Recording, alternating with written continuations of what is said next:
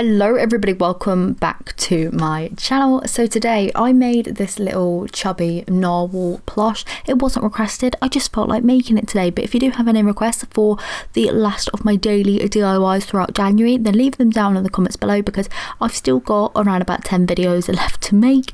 But yeah, this is how the little plush has turned out. He's super chubby. I didn't have a pattern for it, but I kind of drew it out as I went on the fabric, so that in the hopes that you could kind of recreate it still, so hopefully that makes sense.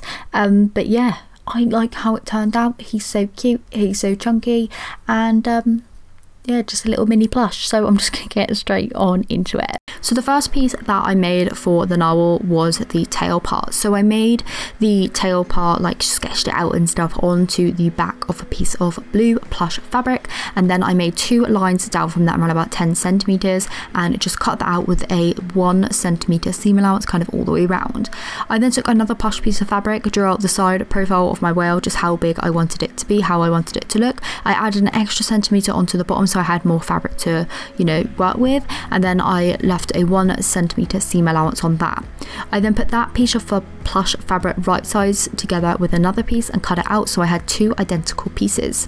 What I then did was I took the two pieces together, I took a needle and thread, and I started stitching away around about an inch or so up the kind of front of the whale's face until I was, you know, down all the way to the end and I had that bit secure. I then went back and I took that tail piece and I kind of lined it up so that it was in like this shape, like a triangle, a three-sided star. I don't know what you would call that shape. What is that shape? And I then started stitching a couple of stitches so that it was secure in place, so it met up there. I then decided I wanted the kind of tail piece to be more rounded, so I actually just carved that off, making like a semicircle kind of arch shape on there, and I lined that arch up with the arch of the back of the whale, like the side profile. I made that same shape onto the tail piece, so then when I opened it up it was more 3D. That probably makes no sense, but hopefully you can follow along with what I'm doing on screen, because I mean, you could just look at it. But basically that tail part where I had the two lines coming down, I made it into like a fish shape. It turned out to be like a fish shape, and then I sewed that in line with the side profile of the whale on both sides of the piece, so that it made a 3D kind of whale shape. Really hard to describe what's going on there. So yeah, that's why we make videos now, so we can actually show it. So yeah, just hand stitch those until I had the basic 3D shape. So once that shape was fully complete, I was then able to turn it the right side around so that all the plush fabric was on show. You can see how that kind of came together there.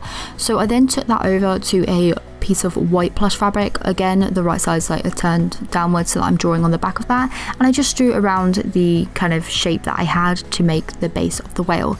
I actually went in that shape around about 5 mil, half a centimeter, just so that I would end up with a tighter fit. You want this piece to be tighter. Then I just cut it out with an extra centimeter seam allowance from that line. I then just pinned that into place and started stitching, just first of all with the tails, so that bit was the easiest to line up, and I just stitched all the way along that inside line so that, like I said, the fabric would be pulled tight. This is a little bit tricky to line up, but once you get there with the tail, you just want to make sure that, you know, it's going the way you want it. Just turn it the right side's way around, check it at this point, because you don't want to carry on going if this bit's out of line, because the rest will be. If that's all good, it's then time to carry on stitching around the white like drawing you did, like the drawing of the base of the whale on the white part. It's easiest to go by that and just really follow the fabric around. Again, just trying to keep it in line, everything like that, and you just want to keep stitching until you're happy. So once I had finished stitching, I did leave around about an inch gap right at the start of the whale's kind of head. I then removed any of the excess fabric just using my pinking shears. A lot of people ask me about these. I actually got them a very long time ago. I wouldn't even like to say how many years ago, maybe like 6-7 years ago. They're by the brand X-Cut and they are fabulous. But basically, once I had done all that, removed all the excess fabric, put in a little kind of few slits and stuff inside, I then had the outside shell of my whale, if you wish. So I just got my fingers in there, just really poked it out and like shaped it out, made sure that it was all you know, nice and smooth, nice and stitched together. There was no holes or anything in it. Then I just attached the eyes. So the eyes I used were toy safety eyes. I like to use these on my plushes. I just think that they look the best. I don't know, you can use eyes whatever way you want. Some people use buttons, some people paint them on, but I just like toy safety eyes. So once these were fully attached, I then just stuffed my plush up, just starting with the tail, just poking it right back in there, then just carried on stuffing the plush until I was completely happy with the density of that. I then just folded the ends of the fabric in, stitched that shut so that all the stuffing was secure in there and the plush was completely, you know, closed. And then I was able to add the face and the kind of like horn of the narwhal on. You can of course leave it like this, make it like a little whale if you want to, but I wanted to put mine as a narwhal, so it needed a little horn.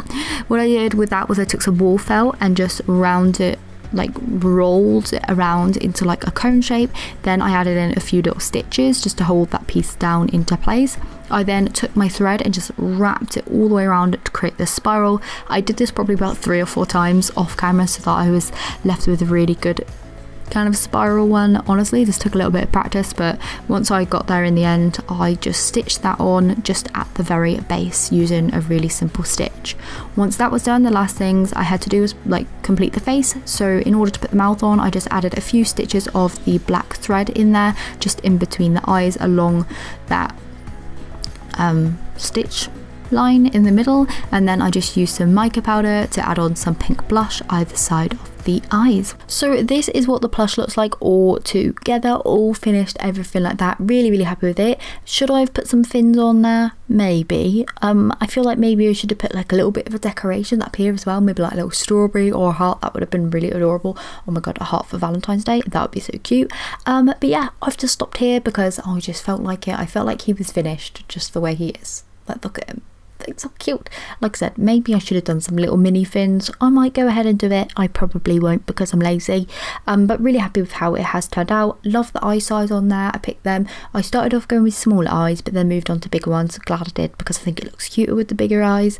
But yeah, really happy. Hopefully you can still follow along even though I didn't have a pattern or anything like that. I just kind of made it up as I went along.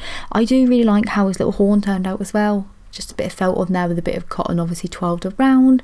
This would make a great keychain, I suppose, but I've just left it as a mini plush without the keychain on because I don't know, I just felt like leaving him like he is.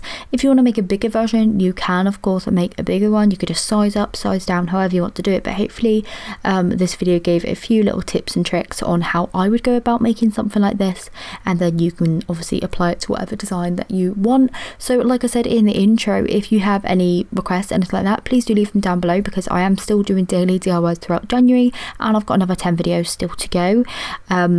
But yeah, hopefully you enjoyed today's video and I will see you tomorrow for another one of my daily DIYs. So yeah,